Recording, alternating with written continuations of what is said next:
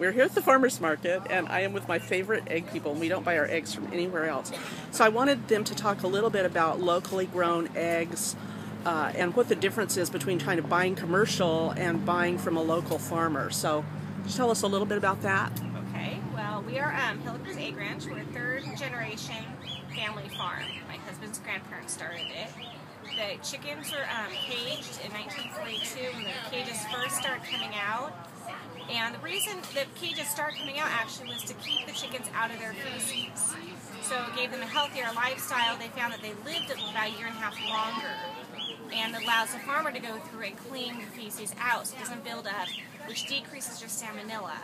When you have salmonella around, it's usually in the feces, and the problem that egg farmers get is when it gets to the eggs. By keeping it separated, it allows you to clean out. A lot of the larger farms stack their cages, so it's a little more difficult to keep everything clean. We're a single layer system. So there's a lot of things being a small farmer that we can do that actually help the chicken keep them healthier, safer, and last them a little longer.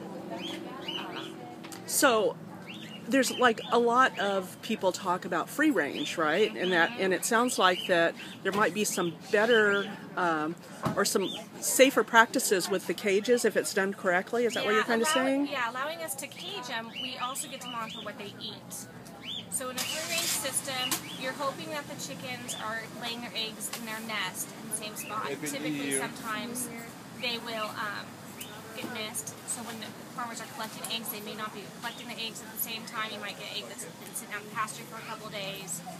And then the chickens are eating whatever's kind of out. Yes, they put out the meal for them, but if there's any pesticides or anything in the ground, in the earth, droppings from other birds flying over, from other animals bringing in, the chickens are also getting that.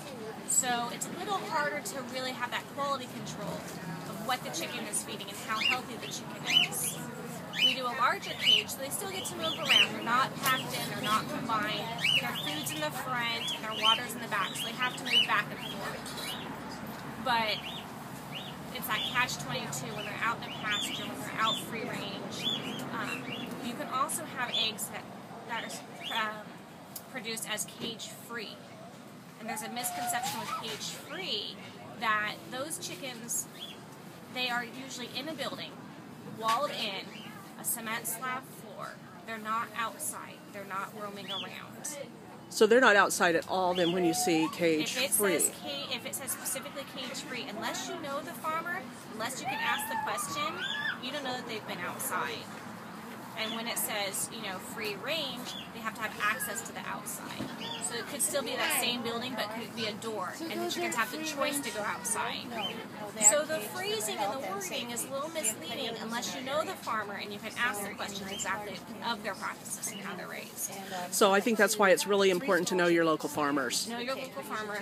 Go to the farmer markets where you can talk to people and find out exactly what the deal is with the eggs. Thank you very much.